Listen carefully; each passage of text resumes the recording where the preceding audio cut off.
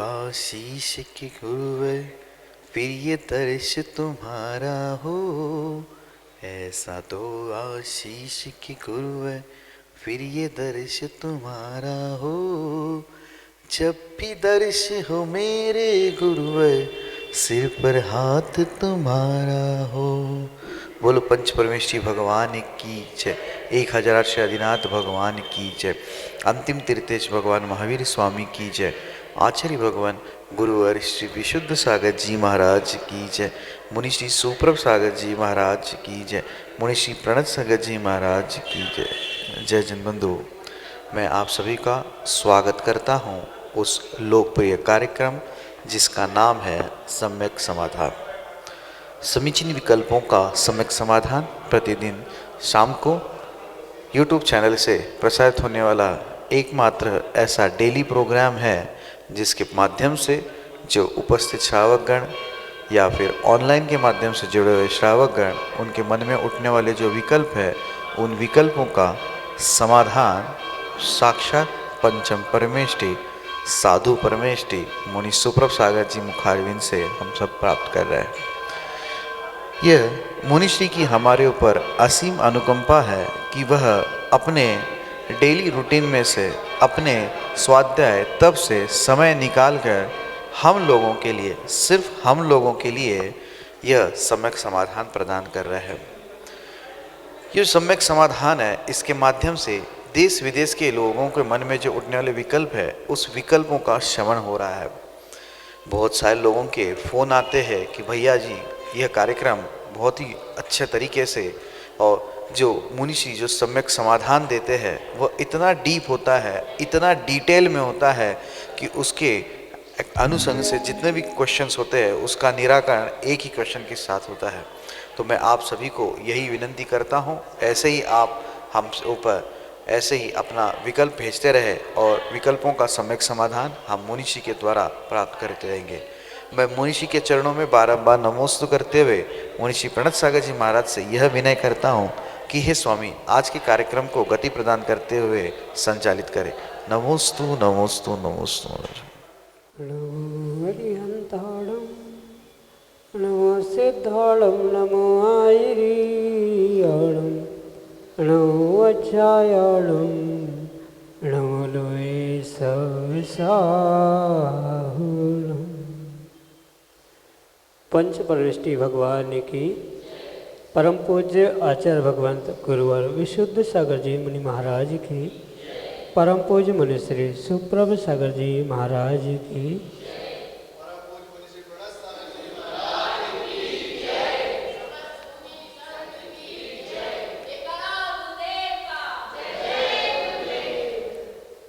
जैसा कि हम सभी को विदित है कि यह वर्ष परम पूज्य आचार्य भगवंत गुरुवर विशुद्ध सागर जी महाराज का स्वर्णिम जन्म जयंती वर्ष चल रहा है और उस स्वर्णिम जन्म जयंती वर्ष में अनेकानेक उपलब्धियां हमारे सामने हैं और उन अनेकानेक उपलब्धियों के क्रम में ही यह एक अनूठी उपलब्धि समीचीन विकल्पों का सम्यक समाधान जो कि हम सभी प्रतिदिन परम पूज्य आचार्य भगवंत गुरुवर विशुद्ध सागर जी महाराज के मंगल सुभाषित से उन्हीं के सुयोग से परम पूज्य मुनि श्री सुप्रभ सागर जी महाराज के मुखारविंद से प्राप्त कर रहे हैं। देश के विभिन्न प्रांतों से अनेकानेक समीचीन विकल्प हमें यहाँ प्रतिदिन प्राप्त होते हैं और परम पूज्य मुनि श्री उनका हम सबको आगम के परिप्रेक्ष्य में सम्यक समाधान प्रदान करते हैं। प्रारंभ करते हैं आज का सम्यक समाधान और आज का पहला विकल्प सहेजपुर मध्य प्रदेश से डॉक्टर सुदीप जैन परम पूज्य मुनि श्री के चरणों में बारंबार नमोस्तु निवेदित करते हुए अपना समीचीन विकल्प रख रहे हैं कि महाराज जी मुनि पुंगव उपाधि क्या है एवं किसके होती है। हमारे समीचीन विकल्प का सम्यक समाधान करने की अनुकंपा करें। नमोस्तु महाराज जी, नमोस्तु। ओम नमः सिद्धम। परम पूज्य आचार्य भगवान गुरुवर विशुद्ध सागर जी महाराज की। आचार्य कुमुद चंद्र स्वामी अपने उस कल्याण मंदिर स्तोत्र में भगवान की स्तुति करते हुए पारसनाथ भगवान को मुनि पुंगव इस शब्द से उल्लेखित करते। इतना ही नहीं अपितु अनेक प्राचीन ग्रंथों में भी इस उपाधि, इस पद को, पदवी का उल्लेख प्राप्त होता है, जहाँ उन मुनियों में जो श्रेष्ठ है ऐसे अरिहंत भगवान की ये एक उपाधि कही जाती है मुनि, क्योंकि जो निर्ग्रंथ, स्नातक आदि जो 5 प्रकार के मुनियों की व्याख्या तत्वार सूत्र ग्रंथ में भी प्राप्त होती है। पुलाक, बकुश, कुशील, निर्ग्रंथ, स्नातक, निर्ग्रंथा, इस प्रकार का सूत्र देते हुए उमास्वामी भगवान ने जो उन स्नातक मुनि यानी जो परिपूर्ण रूप से 13वें गुणस्थान को प्राप्त कर चुके हैं, ऐसे उस स्नातक मुनियों के निमित्त से ही आगम में आचार्य भगवंतों ने मुनि पुंगव इस शब्द का अर्थ या इस शब्द को उद्घाटित किया। पुंगव का अर्थ होता है श्रेष्ठ, और जो मुनियों में श्रेष्ठ है वास्तव में वही देवाधिदेव अरिहंत भगवान ही मुनि पुंगव इस उपाधि से आगम में आचार्य भगवंतों ने ग्रहण किए गए हैं। क्योंकि जो वर्तमान में कई स्थानों पर भावातिरेक में महामुनि भी कहा जाता है, कायदे से अरिहंत भगवान ही महामुनि होते हैं, और उन महामुनि अरिहंत तीर्थंकर भगवान के निमित्त से ही आगम में मुनि पुंगव इस शब्द को ग्रहण किया गया है। क्योंकि वह एक उपाधि के रूप में जो सामान्य मुनि यानी 6वें गुणस्थान से लेकर 13वें गुणस्थान तक वह सभी जो पिछी कमंडलधारी या जो निर्ग्रंथ है उनको मुनि ही संज्ञा प्राप्त है। तो उन मुनियों में भी जो श्रेष्ठ है ऐसे 13वें गुणस्थानवर्ती जो अरिहंत प्रभु है, जिन्होंने 4 कर्मों का नाश कर दिया है, ऐसे उन 4 घातिया कर्मों का नाश करके जो समोशरण आदि में विराजमान है, गंधकुटी आदि में विराजमान है, ऐसे केवली मुनि जो होते हैं उन केवली भगवान के निमित्त से ही कुमुदचंद्राचार्य भगवान ने और अन्य भी आचार्य भगवंतों ने अपने आगम ग्रंथों में ये मुनि पुंगव उपाधि प्रदान की गई है। ये मुनियों में जो श्रेष्ठ है उनके लिए, अरिहंतों के लिए ही इसका उल्लेख प्राप्त होता है। यही आपके लिए सम्यक समाधान।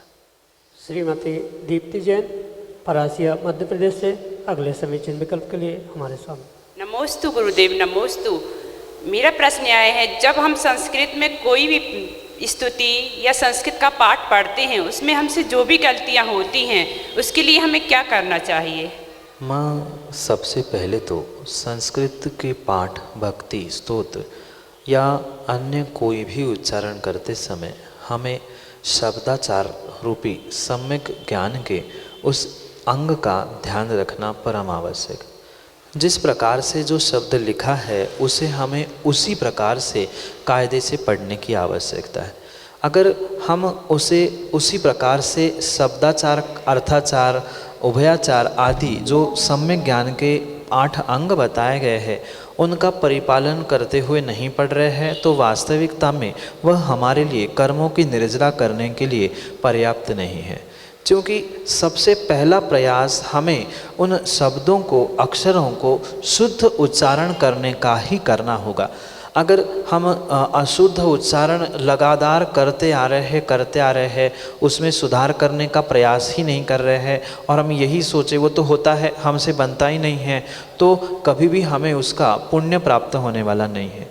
वर्तमान में भौतिक साधन ऐसे उपलब्ध है, चाहे जैसे यूट्यूब आदि हो, उससे हम सुनते सुनते पाठ करेंगे तो हमारा उच्चारण शुद्ध हो सकता है। कोई निर्ग्रंथ गुरु, कोई विद्वान, कोई आर्य का माँ आदि का सानिध्य हमें मिल रहा है तो उनसे हम उसके शुद्ध उच्चारण का अभ्यास भी कर सकते हैं। जितना शुद्ध उच्चारण, शब्दाचार का हम शुद्ध उच्चारण करने का पुरुषार्थ करेंगे उतनी ही कर्मों की निर्जरा अधिक होगी। हाँ, और उसके बाद भी हमारा क्षयोक्षम नहीं है, प्रयास करने के बाद, मेहनत करने के बाद हमारा पुरुषार्थ वहाँ तक नहीं पहुँच रहा है, कुछ अंशों में फिर भी गलतियाँ हो रही है, तब उसके लिए गुरु आदि के पास पहुँचते हुए उसका प्रायश्चित भी ग्रहण करने की आवश्यकता है। पर इसका मतलब ये नहीं है कि हम आज तक गलती करते आए हैं, आगे भी गलती करें और यही सोचे कि ले लेंगे प्रायश्चित, हो जाने दो, जल्दी जल्दी में पढ़ लो, पाठ तो पूरा हो जाएगा, तो ये कार्यकारी उपाय नहीं है। पहले गलती ना हो इसका प्रयास करें, और फिर क्वचित कदाचित गलती हो रही है तो उस गलती को, अशुद्ध उच्चारण को सुधारने के लिए गुरु आदि से प्रायश्चित अवश्य ग्रहण कर सकते हैं। और प्रायश्चित ग्रहण करके उस प्रायश्चित को पूर्ण करेंगे तो नियम से वह हमारा दोष भी टल सकता है। यही आपके लिए सम्यक समझ। श्रीमती संगीता गोयल, छिंदवाड़ा, मध्य प्रदेश से अगले समीचीन विकल्प के साथ हमारे सामने।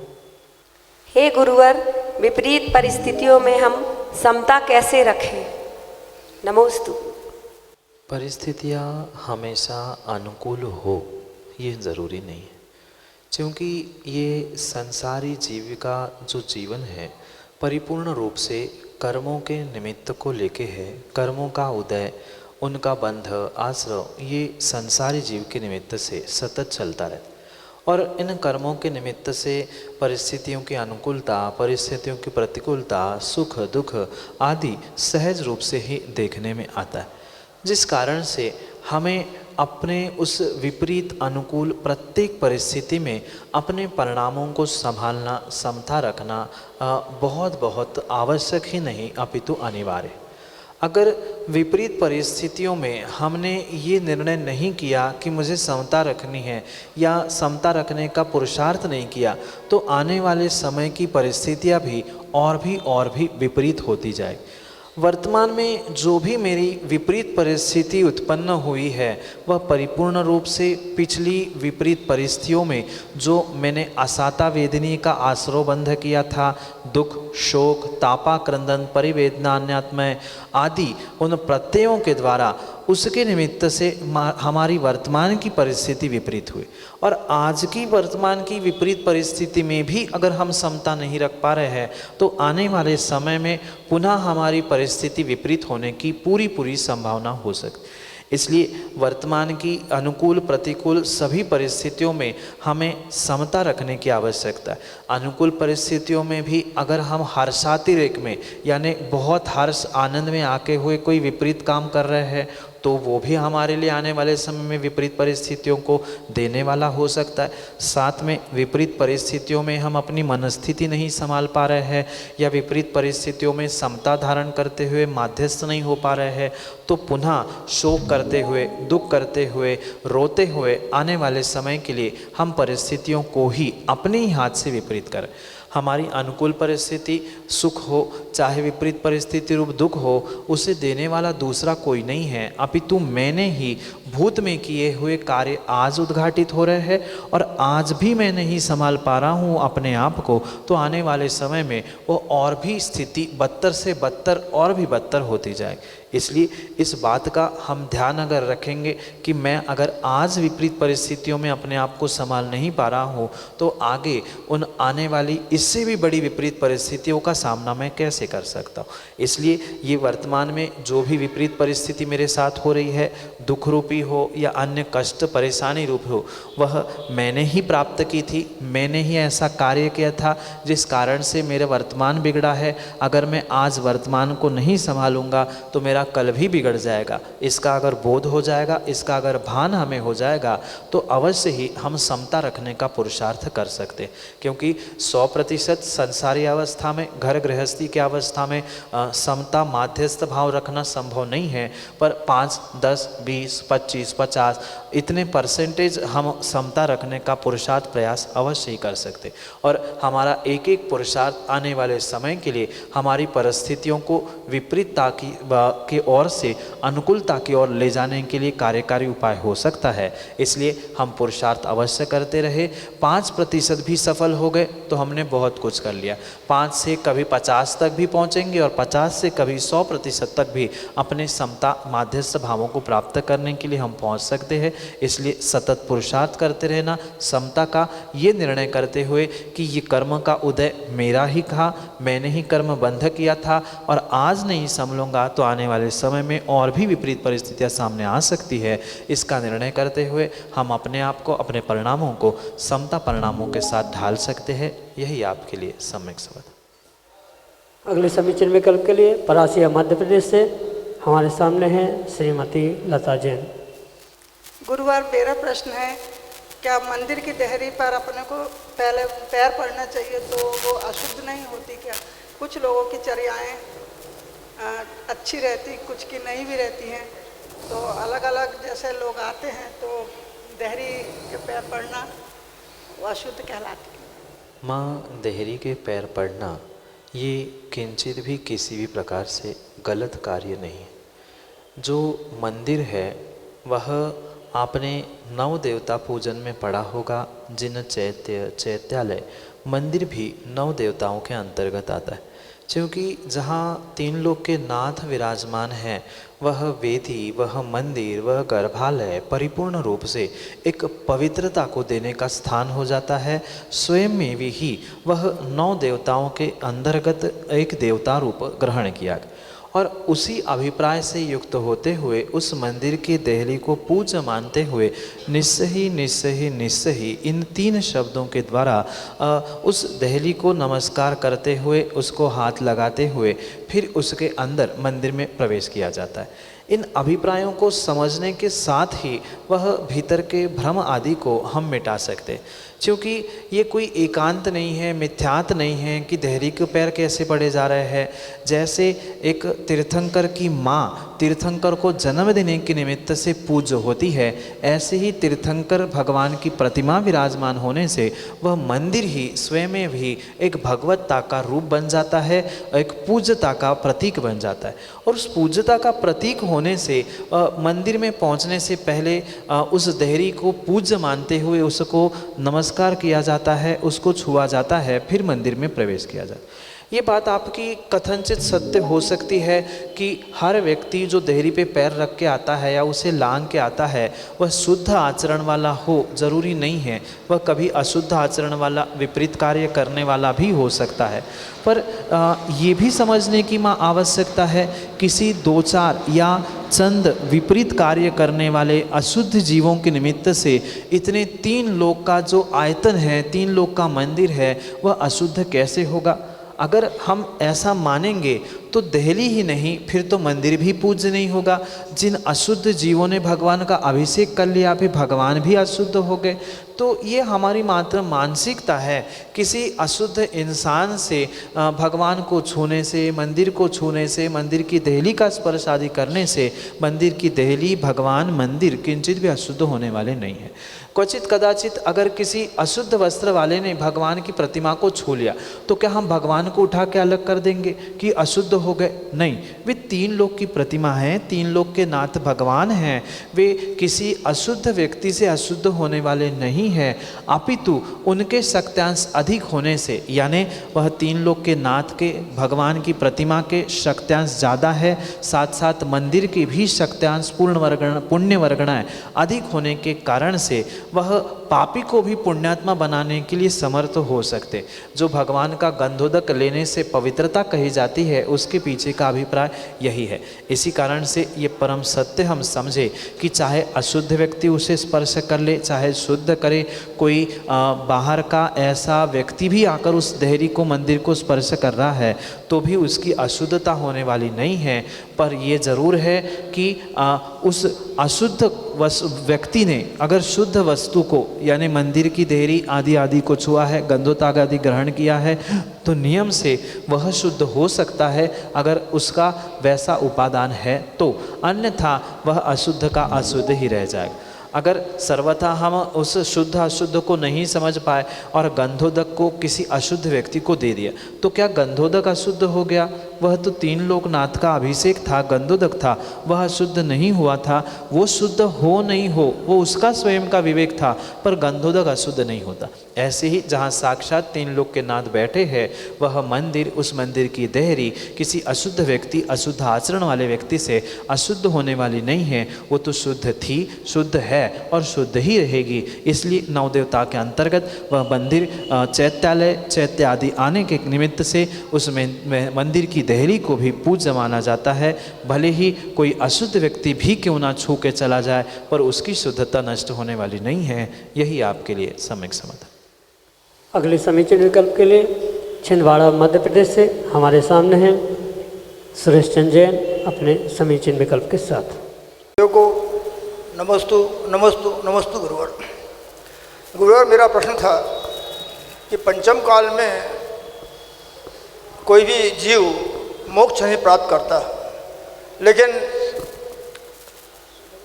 ऐसा है कि दो आचार्य हमारे, आचार्य श्री जम्बू स्वामी जी और एक अन्य मेरे को नाम याद नहीं आ रहा है, मोक्ष कहे थे। ऐसा क्यों है? हाँ, ये परम सत्य है कि पंचम काल में कोई भी जीव मोक्ष को प्राप्त नहीं करता, पर इस विषय में आचार्य भगवंत के अभिप्राय को विस्तार से समझने की आवश्यकता है। पंचम काल में जन्मा हुआ जीव पंचम काल में मोक्ष में नहीं जाता, और अगर क्वचित कदाचित चौथे काल में जन्मा हुआ जीव तपस्या कर रहा है, साधना कर रहा है, और काल का परिवर्तन होते हुए आयु के निषेक समाप्त नहीं हुए, आयु कर्म शेष है, तो चौथे काल में जन्मा हुआ जीव पांचवें काल में मोक्ष जा सकता है। अंतर समझने की आवश्यकता है कि पंचम काल का जन्मा पंचम काल में मोक्ष नहीं जाएगा, ये परम सत्य है। पर चौथे काल में जन्मा, जैसे जम्बू स्वामी थे, वे चौथे काल में जन्मे हुए थे और पंचम काल में तपस्या के निमित्त से आयु कर्म का क्षय नहीं हुआ था, इस कारण से वे पंचम काल तक आए थे, और पंचम काल के उस समय में भी उन्होंने मोक्ष को प्राप्त कर लिया था।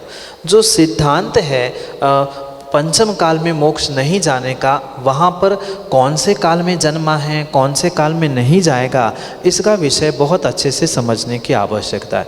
जो जम्बू स्वामी के निमित्त से पंचम काल में मोक्ष कहा जाता है, वह चौथे काल में जन्मे थे, पर आयु कर्म शेष रहने के कारण से, क्योंकि काल तो ऐसा नहीं है कि चौथे काल के जीव सब समाप्त हो जाएंगे फिर पांचवा काल शुरू होगा, ऐसी कोई काल की व्यवस्था नहीं है।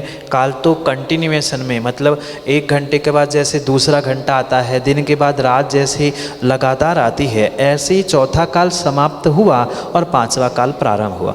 तो चौथे पांचवें काल के उस पंचम काल के प्रारंभ के ही काल में उन्होंने उस निर्वाण को, मोक्ष को प्राप्त कर लिया था। इस कारण से ये परम सत्य समझना होगा कि पंचम काल का जन्मा पंचम काल में मोक्ष नहीं जाता, पर चौथे काल में जन्मा हुआ जीव तपस्या के निमित्त से, आयु कर्म के शेष रहने आदि के कारण से वह पांचवें काल में मोक्ष जा सकता है। पंचम काल में उन जीवों का जो चौथे काल में जन्मे हैं उनका मोक्ष संभव है, पंचम काल में जन्मे हुओं का नहीं है। यही आपके लिए सम्यक समाधान। अगले समीचीन विकल्प के लिए परासिया मध्य प्रदेश से हमारे सामने हैं सकल दिगंबर जैन समाज के अध्यक्ष भरत जी अपने समीचीन विकल्प के साथ। नमोस्तु गुरुवर, नमोस्तु गुरुवर, नमोस्तु गुरुवर। गुरुवर, मेरा प्रश्न है कि जिस समय जिस जीव का, जिस द्रव्य का जैसा जो कुछ होना है वह अपनी तत्समय की योग्यता अनुसार हो रहा है और होगा, कोई उसे टाल फेर बदल सकता नहीं, तो महाराज जी फिर ये पाप कर्म का आश्रय या कर्मों का आश्रय का क्रम क्यों चालू रहता है? जब जैसा निश्चित ही है तो वैसा ही होना चाहिए। कृपया इसका सम्यक समाधान करने की कृपा करें। नमोस्तु गुरुवर, नमोस्तु गुरुवर, नमोस्तु गुरुवर। भरत जी, हमें तत्वों का स्वरूप, वस्तु का स्वरूप अनेकांत से समझने की आवश्यकता है। जीव आज तक यही भूल करता आया कि उसने जितना समझा है उतने को ही उसने सत्य मान के रखा, क्योंकि जो हमारी द्वादशांग जिनवाणी है वह परिपूर्ण रूप से अनेकांत को ही पुष्ट करने वाली, किसी भी प्रकार से जिनागम में विपरीतता का स्थान नहीं है, ना एकांत का स्थान है। जितना भी कथन सत्य का मिलता है, वस्तु स्वरूप तत्वों का मिलता है, वह अनेकांत यानी अनेक प्रकार से, अनेक दृष्टियों से, अनेक एंगल, अनेक अपेक्षाओं से उसे समझने की आवश्यकता है। क्योंकि आपने जो योग्यता के अनुसार होने वाली बात कही है और कर्मों के आश्रय की बात कही है, उन दोनों को भी परिपूर्ण रूप से हमें भिन्न भिन्न अपेक्षाओं से, भिन्न भिन्न अभिप्रायों से समझने की आवश्यकता है, क्योंकि दोनों भी बातें परम सत्य है। जो जब जहाँ जैसा होना है, जन्म काले जीर्ण विहाणेन जन्मम मां मरणम वा, ऐसा सूत्र देते हुए आचार्य भगवंत भी स्पष्ट कहते हैं कि जिस काल में जो नियत होना है वह नियत होगा ही, उसमें किंचित भी शंका नहीं है, पर वह एकांत से नहीं है।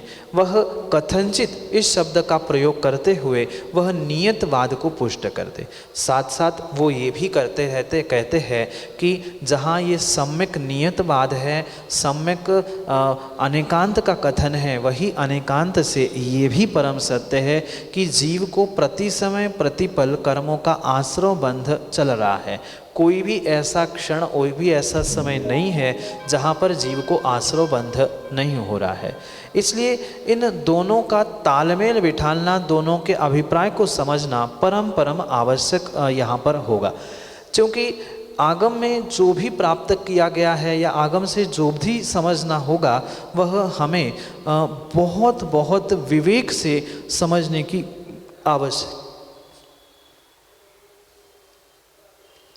आवश्यकता है। जब तक उन दोनों बातों का तालमेल बिनाए बिना अनेकांत को नहीं समझेंगे तब तक एकांत की ही पुष्टि होती रहेगी। और शायद इसी को लेकर वर्तमान में जो बहुत सारे पंथ बने हैं, ये एक एक अपेक्षा को ग्रहण करने से उन्होंने अपना एकांत मत प्रारंभ किया है। भले ही नियतता कही है, पर आचार्य भगवान स्पष्ट रूप से कहते हैं अलंघ शक्तिर भवितव्यते। जो ये भवितव्यता है, नियतता है, ये अलंघनीय है, कोई उसे टाल नहीं सकता। पर कब? जब हमने पुरुषार्थ किया और पुरुषार्थ करने के बाद उसका फल हमारे लिए विपरीत ही मिला। माना कि किसी जीव ने तीव्र पुण्य कर्म किया और पुण्य कर्म करने के बाद भी उसका पुण्य कार्य में फलीभूत होने के लिए उसका कोई सफलता प्राप्त उसने नहीं की, तो उस समय पर उसे कहना पड़ेगा कि ठीक है भाई, ऐसी ही भवितव्यता थी, ऐसा ही भाग्य था, ऐसी ही नियति थी। पर ये नियति हो चाहे भाग्य हो या जिस समय पर जो होना है, ये किसने तय किया? किसी भगवान ने, किसी जिनवाणी ने, किसी गुरु ने तय नहीं किया। आपने पिछली पर्याय में जो पुरुषार्थ किया था, जो मेहनत की थी, उसके निमित्त से जो कर्म बंध आप साथ में लेके आए हो, वह कर्मों के बंध ने ही कौन से स्थान में जन्म, कौन से स्थान में मृत्यु, कहाँ पर क्या होना है, ये आपके पिछले कर्मों के निमित्त से प्राप्त हो रहा है, जो कि आपने पिछली पर्याय के पुरुषार्थ से किया था। और उस पिछले कर्म के पुरुषार्थ को ही वर्तमान का भाग्य कहा जाता है और हमारा वर्तमान का पुरुषार्थ आने वाले समय के लिए भाग्य के रूप में परिवर्तित होता है। इस पंक्ति से ही हम इन दोनों का बैलेंस बना सकते हैं, समतोल बना सकते हैं। कर्मों का आश्रव भूत में भी था, कर्मों का आश्रव आज भी है और आने वाले समय में भी कर्मों का आश्रव बंद होता रहेगा।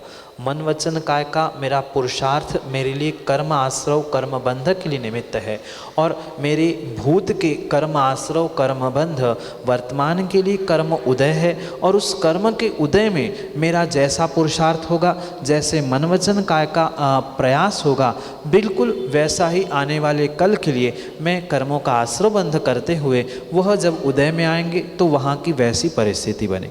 जैसे आपने परासिया में अभी निवासरत है, आप यहाँ के अध्यक्ष हैं, तो ये कहीं ना कहीं यहाँ के जीवों से, यहाँ के क्षेत्र से, यहाँ के काल से आपका पिछले जन्म का कोई कर्मों का संबंध है कि आप इसी नगर में आए, यहीं पर आपने अध्यक्षता प्राप्त कर ली, आदि आदि। ये जितना भी सब कुछ हुआ है, ये भले ही नियत था, पर किसने नियत किया था? हमारे पिछले पुरुषार्थ ने नियत किया था, हमारे पिछले कर्म के आश्रव बंध ने नियत किया था। इसलिए मेरा पिछला आश्रव बंध वर्तमान का उदय है और वर्तमान का कर्मों का उदय को ही कथनचित नियतवाद कहा गया, क्योंकि उसे टालने की शक्ति दूसरे किसी में नहीं है, इसलिए उसे अलंघनीय कहा है। पर अगर वर्तमान में हम उसका पुरुषार्थ करेंगे, उस पर पुरुषार्थ करेंगे, तो नियम से हम स्थान भी बदल सकते हैं, क्षेत्र भी बदल सकते हैं, द्रव्य भाव आदि सब कुछ बदलते हुए हम उस पर पुरुषार्थ करते हुए उसमें बदलाव भी अवश्य ही ला सकते। इसलिए इन दोनों को, सम्यक नियतता को और सम्यक कर्मों के आश्रव आदि के अभिप्राय को भी समझते हुए परिपूर्ण रूप से दोनों का बैलेंस बनाते हुए हमें यह निर्णय करना होगा कि कर्म आश्रव भी प्रतिक्षण प्रति समय चल रहा है, ये भी परम सत्य है। और ये भी परम सत्य है जो जहाँ जैसा जब जिसका होना है वह उसका वैसा ही होगा। जैसे कि आपने अभी अभी कोरोना काल में देखा होगा कि कई सारे ऐसे जीव थे जो कोरोना से पीड़ित नहीं थे, फिर भी उनकी मृत्यु हो गई, और कोई कोरोना से पीड़ित होने पर भी बच के वापस आ गए। तो जिनका जैसा कर्मों का पिछला नियोग था, नियति थी, भाग्य था, वैसा वैसा उनके साथ हुआ था, और आने वाले समय में वर्तमान में जो करेंगे उसको उनके साथ वैसा होगा। इसलिए ये सीधा सा गणित इतना सा ही हम याद रखें कि मेरा कल का पुरुषार्थ आज के लिए भाग्य है और मेरा आज का पुरुषार्थ कल के लिए भाग्य बनेगा। इस प्रकार से नियति और कर्म के आश्रय का सामान्य से गणित है, जो कि आपके लिए सम्यक समाधान से। जय जन बंधु, आप हम सभी लाभ ले रहे थे लोकप्रिय कार्यक्रम समीचीन विकल्पों का सम्यक समाधान का। प्रतिदिन यह कार्यक्रम 5:13 पे सुप्रभुवाच इस YouTube चैनल के माध्यम से प्रसारित होता है। YouTube पे जाइए, वहाँ पे सुप्रभुवाच सर्च करिए एवं सुप्रभुवाच चैनल को सब्सक्राइब करें एवं उसका जो बेल आइकन है उस पर क्लिक करें, ताकि आपको चैनल के द्वारा जो भी वीडियो अपलोड होता है उसका नोटिफिकेशन आपको प्राप्त हो। अगर आप इस सोच रहे हैं कि कैसे हम अपने विकल्प मुनिषी तक पहुँचाएँ, सिंपल सी चीज़ है, व्हाट्सएप का नंबर 8707548811। यह नंबर है 8707548811। नीचे पट्टी पे स्क्रॉल पे भी चल रहा है, आप उसके माध्यम से अपने विकल्प हम तक पहुंचा सकते हैं। व्हाट्सएप के द्वारा आप टेक्स्ट मैसेज, ऑडियो मैसेज या अपना विकल्प कागज पे लिख के फोटो के द्वारा हम तक पहुंचा सकते हैं। विकल्पों को एकत्रित करके मुनिषी के तक पहुंचाए जाएंगे एवं मुनिषी के मुखारविंद से हम सम्यक समाधान प्राप्त करेंगे। सम्यक.समाधान@gmail.com यह जीमेल की आईडी है। आप अगर जीमेल के उपभोक्ता है, आप ईमेल के उपभोक्ता है, तो आप जीमेल के माध्यम से अपने विकल्प हम तक पहुंचा सकते हैं।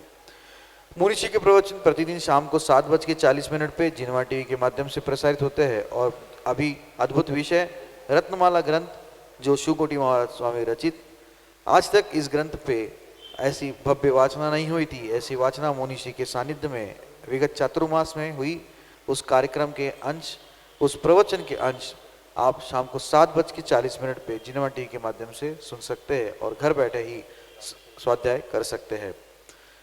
मैं आज इतना ही, आगे और ऐसे ही हम प्रोग्राम आप तक पहुंचाते रहेंगे। तब तक के लिए सभी के लिए जय जन। मुनिषी के चरणों में तिवार बार नमोस्तु।